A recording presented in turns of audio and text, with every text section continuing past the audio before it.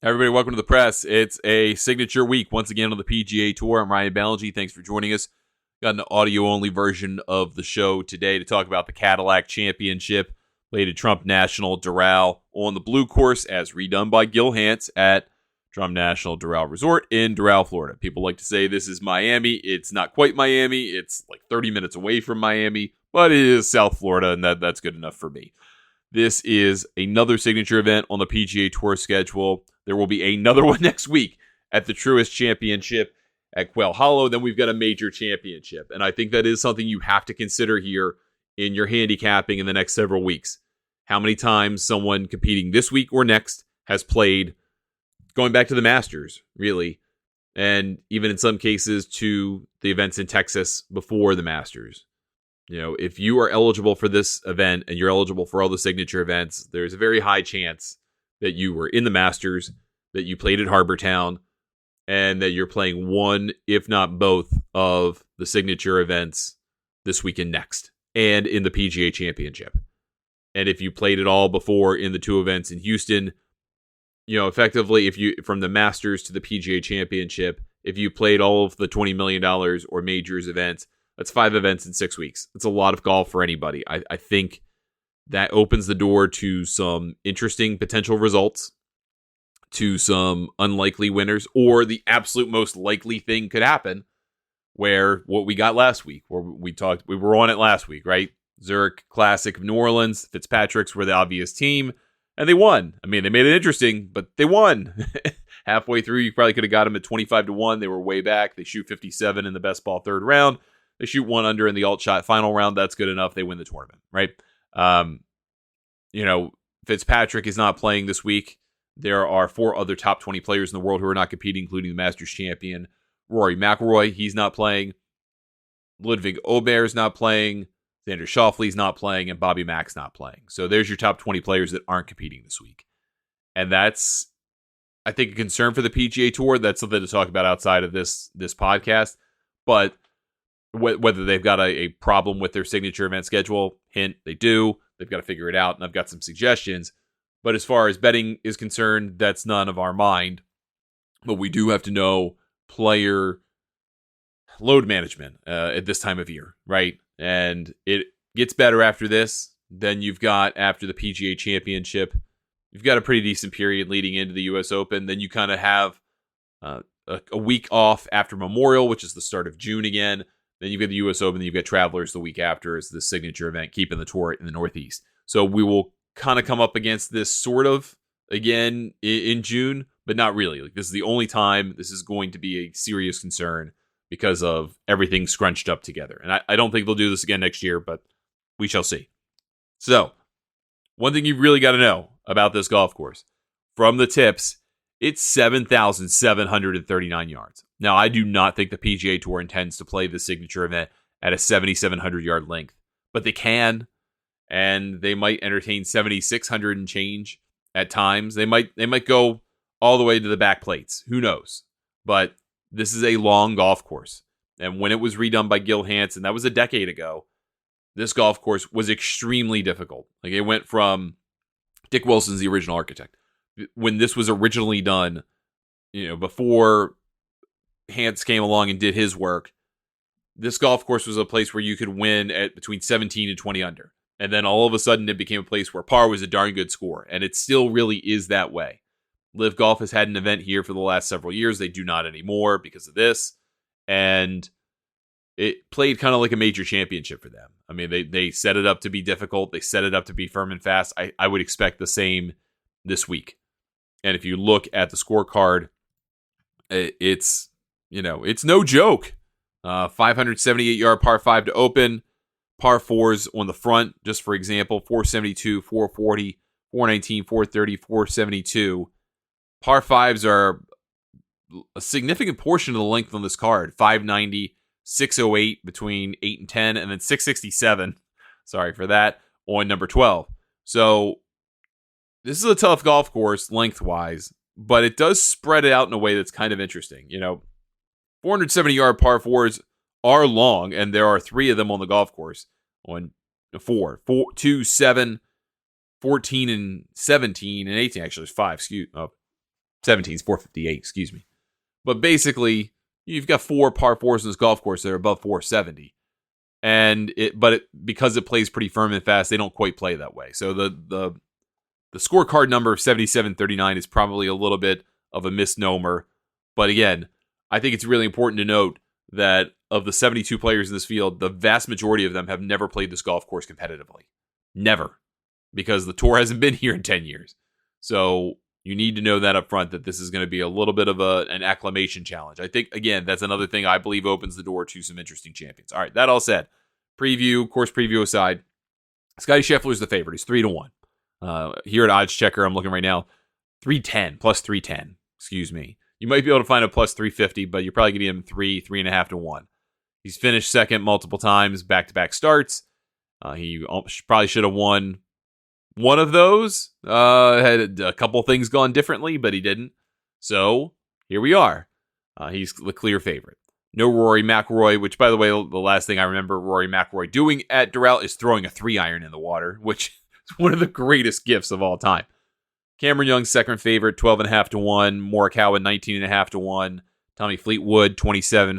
Henley and Goddard, 28. Sam Burns, 29. Cantlay, Siwoo Kim, Minwoo Lee, 30 to 1. So start with that group.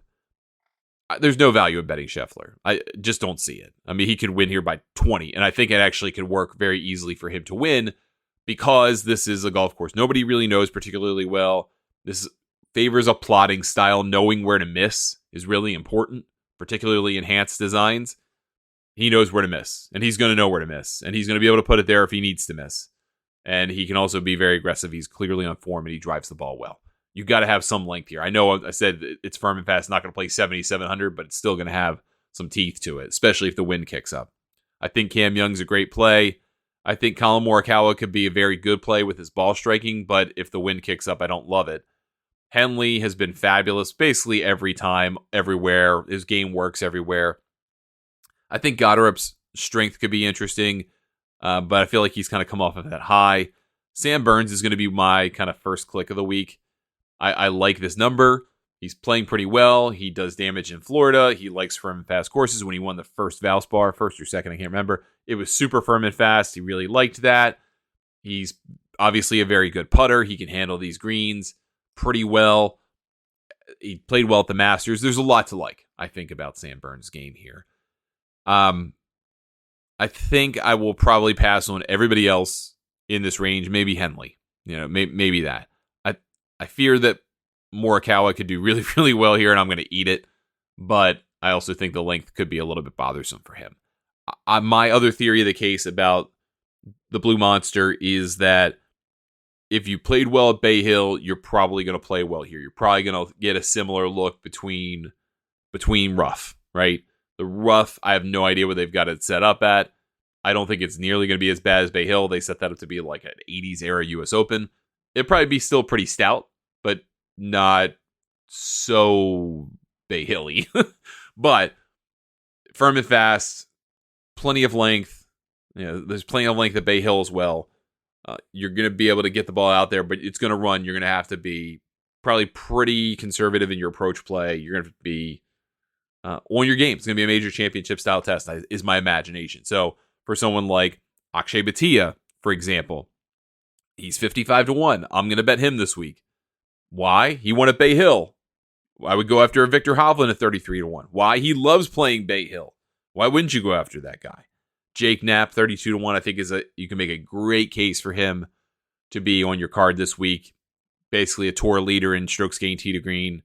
Just had a very, very good year. And not knowing the golf course, I think, works for him. He's also had success in Florida. He's also had success on grass like this. A lot of things point to betting him, except that he's 32 to 1 and not 50 to 1. But he has had a fabulous year. Justin Rose is interesting to me. He skipped Harbour Town because probably just tired and heartbroken after getting a close call at the Masters. I think he can play this venue very well. He still got it. Nothing's different there. I'm just very curious what he's going to be like. I will lay off of him for that reason. Sepp Straka, I think, is going to get some attention because he played very well at Harbour Town. Absolutely different golf course, 59 to 1. Then this is a 72 player field, by the way. I mean, on the nuts, 72. I think you could find some excuse to bet Gary Woodland at 72-1. The way he finished in Harbor Town with that hole-out eagle with that 4-iron, one of the most beautiful golf shots you're ever going to see into a 2-3 club wind that he hit right into the jar. Just amazing. Sahith Theegala, I think, is kind of interesting as well. They're both 72, 75-1. Get a little bit deeper than that. You kind of get to some guys that you're going to have a harder time making the case for. Generally speaking, I think Ryan Fox is an interesting play. I also think Andrew Novak's an interesting play. Both 125-1. The reason I say that is they both hit the crap out the ball. They can keep the ball in play. They've got a chance. And if they don't keep the ball in play, they're in deep doo-doo. But I think they are interesting for that number. After that, it starts to get pretty dark, right? You go after Audric Potgieter, who sometimes shows up and sometimes doesn't. And that's why he's always got these weird odds. Do you go after that? I don't think so. Alex Fitzpatrick's in this event, 165-1. It would be the craziest thing in the world for him to get a PGA Tour car with his brother and then win the signature event the next week. I don't think that's going to happen. He's 165-1. But I will say that this venue being a total unknown and him being on such a heater could be very interesting for his prospects. Maybe you look at him for a top 10 here this week. I don't really love betting this event. I know Ben Coley, for example, who does his picks for Sporting Life and is a great follow on this stuff. He has no outright plays this week. He doesn't like it. He doesn't like anything about it. And I totally understand that. We don't know what this golf course is going to look like for the PGA Tour in this era. We have no idea. Just don't. I also think a lot of guys are dead tired, and they probably don't really want to be playing this thing. But it's a $20 million purse, so you're going to play it because if you win, you get $3.6 million. Why would you not play? That's got to be the MO for a lot of the guys, especially guys on the back end of the odds table. Brian Campbell is playing this event. He's 1,500-1. 7,700 yards is way too long for that dude. But he's going to give it a shot. Chandler Blanchett, 400-1. I mean, he played on a golf course, won the Korn Ferry Tour Championship at the Pete Dye course at French Lick that played 7,700 yards, 7,600 yards. So he can handle a super long golf course. He could do it. I actually think he would be an interesting play if you wanted to throw $1 or $2 on him. I probably will on a top 10 and a win bet, just in case something crazy happens. To be honest with you, most of my betting money this weekend is going to the Kentucky Derby. And that, for very obvious reasons, I bet the Triple Crown. This will be just about 1 minute about the horses. I bet the Triple Crown. I bet Superfecta wheels. I usually put, $200 to work on each Triple Crown, especially more toward, obviously, the Derby. You get your best odds then. By the time you get to the other two, right? You got Pimlico doesn't host anymore for the Preakness. They've got Laurel Park for a couple of years where they're redoing Pimlico, and then the Belmont. Those odds are horrible. There's usually like 9 horses, 8 or 7 horses. Odds are terrible. Don't bet those as much. But the Derby, I've hit a Superfecta wheel for $9,500. So, a lifetime I'm way ahead on betting because of that win and a couple of others. That said, if you're interested in that, my buddy Fred Calgill was on the Road to French Lick, one of our shows we have here on Golf News Net. He has his picks, Incredible, Commandment, Renegade, and Emerging Markets that he thinks are interesting. That all said, back to the golf. So, how do you try to play this? I think it's really hard. You can't bet Scheffler, unbettable. Cam Young's almost too short. I think you have to be in the high 20s and above to even consider this thing. Again, Tommy Fleetwood hits the ball hard, and he has good experience on Bermuda, I guess, but it's really hard for me to justify that. I think Henley I like because he's consistent and likes Bay Hill.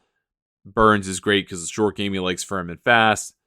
Jake Knapp makes sense. He's a great player, tee to green, and the greens are going to bother everybody. You go after like a Kitayama who hits the ball really hard and has played well at Bay Hill and is playing pretty well. You go after a Batia for that same kind of theory of the case. I think that makes sense. Do you throw in a Woodland because of his length and obviously has some mo from how he felt finishing the Heritage? And then go try to find one triple-digit guy or close to triple-digit guy. Do you go after Matt McCarty's Game Travels or a Daniel Berger? People love betting him, but he doesn't deliver. Ryan Fox, Andrew Novak. That's probably the extent of it, right? There's not a whole lot to work with here this week. We don't have courses for courses because we haven't had this thing in 10 years. It's just going to be different. We don't have past champions to talk about, right? We know who the consistent players are in terms of tee to green. We've talked about them for like the last month. I mean, that was the entire theory of the case of the Masters betting, and one of those 12 guys won, right? So we know who those guys are, and they're basically all at the top here, or they're not playing, right? Like Fitzpatrick and McIlroy, and they're just not playing. So you've got the kind of playbook here right now on who's going to be the best player, and it's just a matter of whether Scottie Scheffler kind of shows up or not and ruins everything, or we go to a venue that's effectively new to a lot of these players, and something strange happens because they don't know it and they're kind of tired and they've got their eye toward the PGA Championship and all that stuff. Hance's people did the redo of Aronimink, which is a Donald Ross course. It's going to host the PGA in a few weeks. Very, very different golf course. I don't think you could take anything from Hance as an architect from both. He tries to kind of be a chameleon. He tries to design to the style of the renovation. So I don't think you could take anything from that. I mean, he's done Ross, he's done Tillinghast, he's done Dick Wilson. He's done them all, right?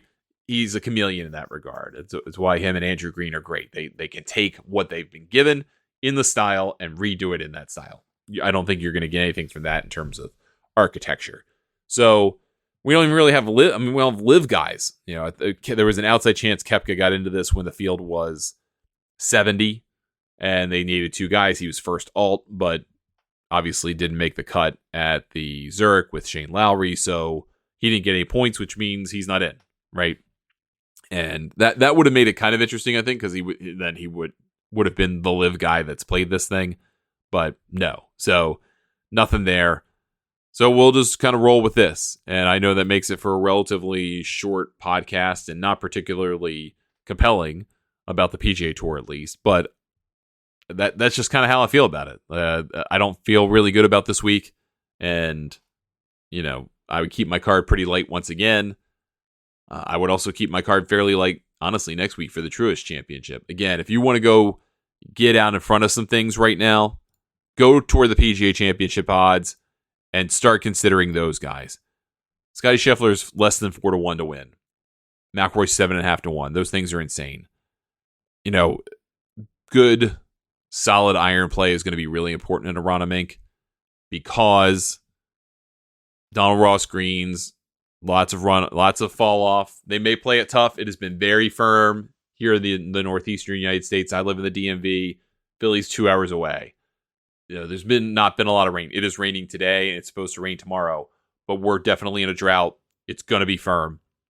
It's the only way they're going to be able to play it. They can't soak the ever-living heck out of this place. So they're not going to do it. And that means length is probably not going to be as much of an issue. However, hitting and holding greens is going to be an issue. And that means even for the short holes, wedges are going to be a problem. Think to the degree kind of about Oak Hill, which is a Donald Ross that hosted a couple of years ago. That was Brooks Koepka territory. Maybe that's interesting for him. 35 to 1 is where he currently sits. Probably too short for my liking. If you got him earlier, 40-50, that'd be great. Jake Knapp is 66 to 1. He was 90 to 1 when I bet him a few weeks ago. I would get in there soon. I think he's a great potential player for this. And then a couple of guys that, we're getting closer, so it's kind of harder to consider some longer shots because we now have a little bit more clarity about it. But I almost wonder if Wyndham Clark's kind of interesting at 100 to 1. He's playing all right. He's super inconsistent, but I think he's kind of interesting. Gary Woodland would be interesting at 140 to 1, I think. Just playing well. Again, still has plenty of pop in the bat. He can do it. I think it could be very interesting for him. And then, do you go after someone like Kurt Kitayama, who's 175 to 1, who's playing pretty okay? Or do you go after someone like Ricky Fowler, who's got a killer short game, who's 170 to 1? I really just want to alert you particularly to Jake Knapp to bet him sooner than later. And maybe Russell Henley, too, at 60 to 1 is an interesting price for a guy that good. And also, I know he's never won a major, but again, unknown venue. We don't get it too often. I think that's worth a look, at least, going into this. And then you're going to have all the PGA of America pros that get in through once they're done with the PGA Professional Championship at Bandon Dunes. And those guys are, they're not worth betting, but that's going to round out the field of 156. But don't look at any of them whatsoever. I think you probably have a couple of decent chances and some longer players. I think there's some value in that, but just want to kind of tune you into what's happening with the PGA Championship odds and specifically say, please bet Jake Knapp. Then I do want to talk about the LPGA. They are at the Riviera Maya Open, or Maya, it's not that, it's what Odds Checker has as. It's the Mexico Riviera Maya Classic at Mayakoba, I think is the official name. This is an interesting tournament, and that's being nice. And the reason is they struggle to fill this field. It's the week they struggled when they've had it, so I think it's the second year for it. And they struggle because now it's a week after their major. But you just had Nelly Korda win, and she's in this tournament. And she's 2-1. 2-1 to win this. That's banana stand. She's playing in this primarily because the LPGA has a rule that you have to participate in a tournament that you have to basically play these tournaments every 4 years. One of them. You have to get through the schedule once every 4 years. And that means for her, she's playing. And she's not dropping out. She's committed to this. She's playing. And she talked about, hey, she's going to lock in on Tuesday when she gets down there. And she's going to try to win. And, she's not going to take a vacation. But it's going to be hard to be fully invested in this tournament. So who do you go after instead that you think can win this thing? Because I think this opens the door a little bit to some potential value, because I think it's insane to think that Nelly Korda is going to go out there and just whoop it up. I mean, I know she has won twice this year and she has only lost to 2 people. I understand all of that fully.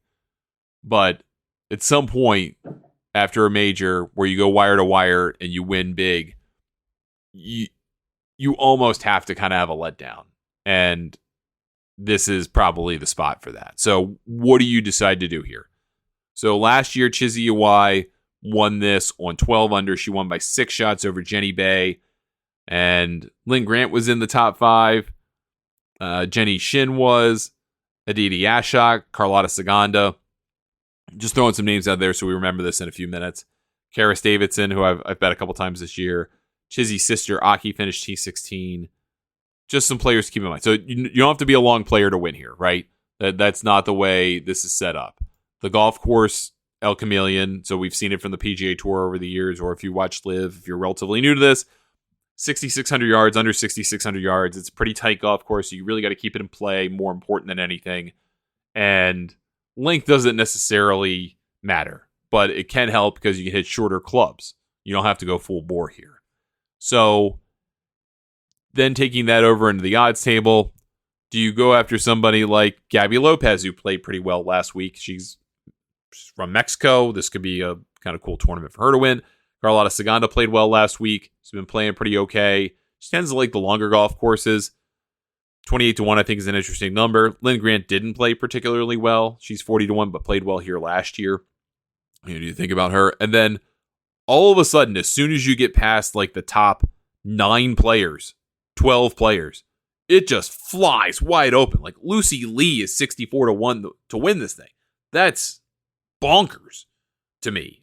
Just absolutely bonkers.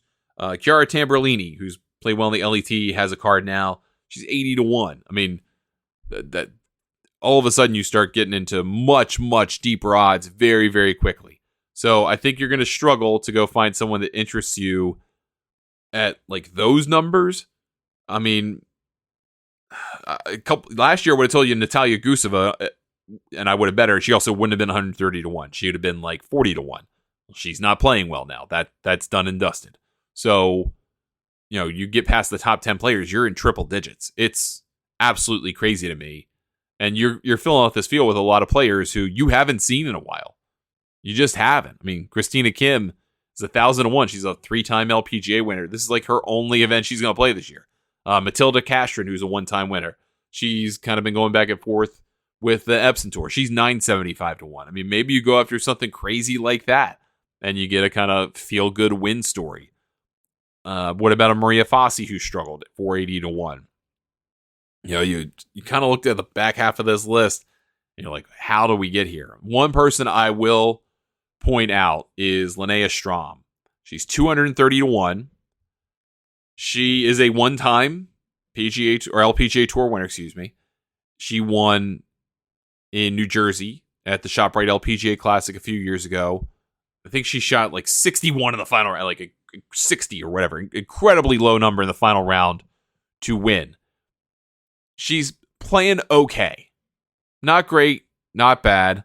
But if you look at her year this year, she's made 5 cuts in 6 starts. The Hilton Grand Vacations doesn't have a cut. T24 there.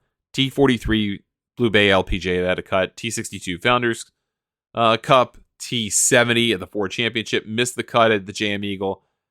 Made the cut last week, the Chevron Championship. It has her on the LPGA website at 860 under par from last week. That is a misprint.